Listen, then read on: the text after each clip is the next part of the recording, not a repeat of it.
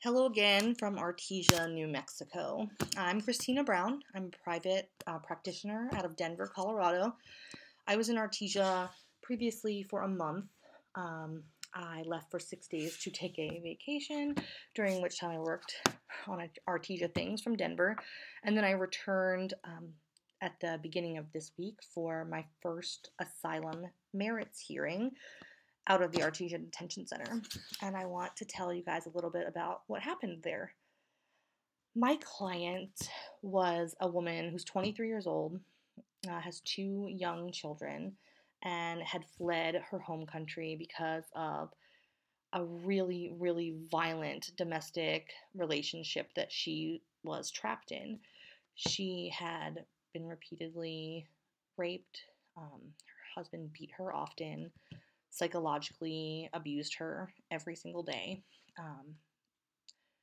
controlled her to the point that she had no contact with her friends or family unless she was trying to flee from their shared home, and an overall really, really awful situation with a young child.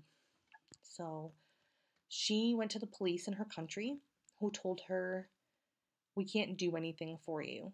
If you want to escape your husband, you'll have to leave." And so she did. She came to the US. She's been detained for a little under 3 months now, and her discussion of conditions is absolutely horrible. She's had ICE officers scream at her kids. She feels really, really uncomfortable and scared all the time at the detention center. And yesterday, we had her merits hearing.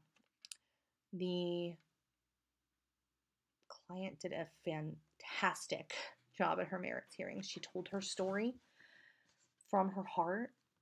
We had hardly any time to prep, as is usually the case in Artesia for this merits hearing, and so no one really knew what was going to happen, but the client really pulled through for herself, for us, and the judge identified with her story, thought it was a textbook asylum claim, from what the judge told us at the end. The government declined to really cross-examine the client or to put up any fight on the issues, which was really, really awesome. We were not sure how the domestic violence cases would go here, and I don't think that there is a clear standard yet, but at the very least, we have a win on this issue, and that is fantastic, and it's fantastic for the client. And it gives everyone here on the ground, and I hope everyone watching this video, hope and knowledge that what we are doing here is so important. The press asked the client yesterday after her hearing, "What do you think would have happened if you hadn't had an attorney?" And she said, "I would have had no hope of getting a positive decision in this case." I think it's very clear that the attorneys here and the attorneys volunteering from offsite are really vital to this process, to giving these women a chance, any chance, to get out of here. So I encourage everyone to get involved in whatever way you can, to come to Artesia if that is possible in your life, in your law practice, to donate money, to donate your time offsite, to do bond prep, to do appeals, to do whatever's necessary, because every single part of this team is vital, and you don't have to be in Artesia to be a really important part of it. So, on a final, really, really positive note, client and her children are hopefully leaving Artesia today. They left the detention center last night and stayed in a hotel. And when the kid laid down on his hotel bed, he said, "Que rica."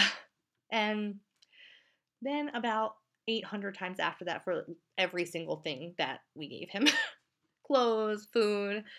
They were so excited. They were so happy to see the generosity in people and to have some positive interaction with people in the United States. And we all did that and made it happen for them. So thank you all. Congratulations to every single person who is a part of the Artesia team and who wants to be in the future. And I hope that we will have so many more video blogs like this. And I hope that they come soon.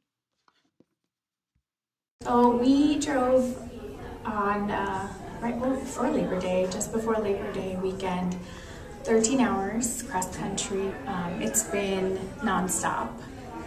I think it just hit today how exhausting and how real, just not having contact with family and being in a closed setting is.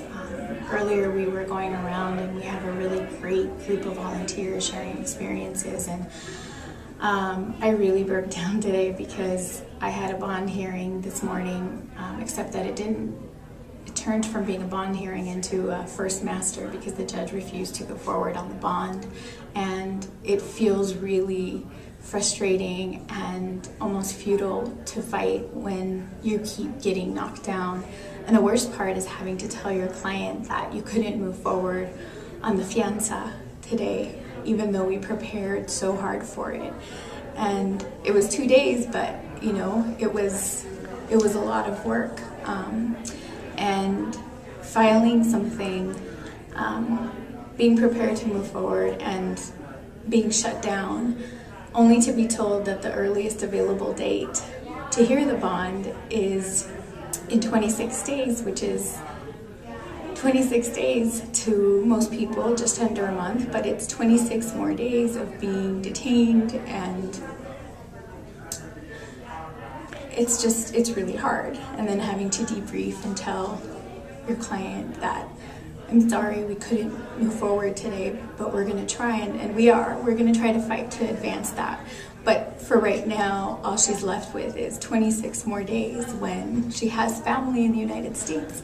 She actually has U.S. citizen family, lawful permanent residents, uncles and aunts that are willing to sponsor her, that wrote letters, and yet she's still detained. It just doesn't make sense. For me, I'm one of those people that tries to narrow things down, get things done, and think about what's going on later, at least emotionally.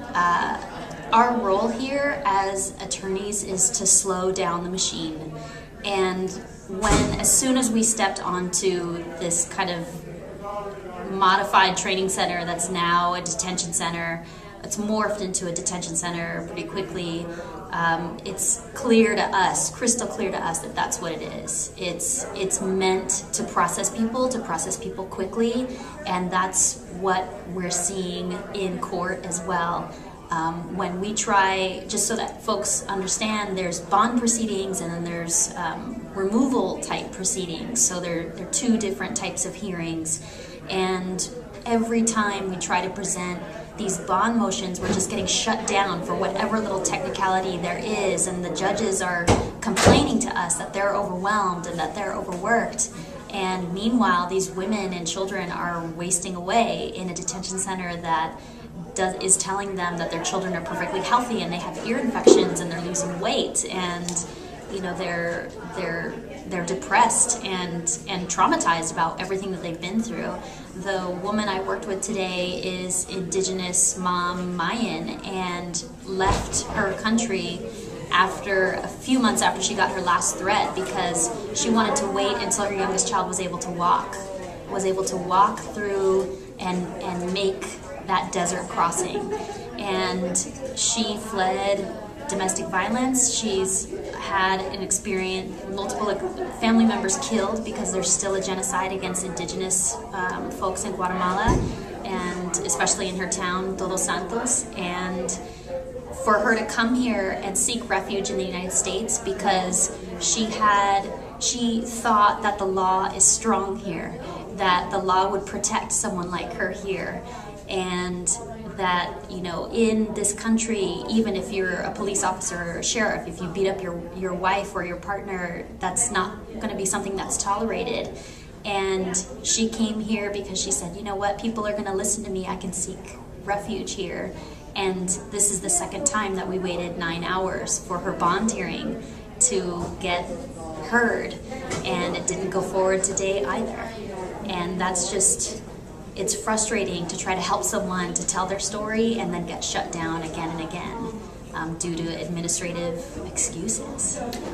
But you have to keep knocking on the door, and actually forget knocking on the door. You have to open the door and barge in, and that's what this is. This is about not leaving the courtroom until you're heard, and they deserve that. Everybody deserves that. It's called due process. This is my 4th day in Artesia, and it has been as heartbreaking as I expected, but it's been so much more exhilarating than I expected, and it is amazing to see the amount of teamwork. There are 25 people, 25 attorneys here tonight, and we are winning. We're making a difference, and people are getting out. People are bonding out. A family bonded out yesterday, children and their mother, and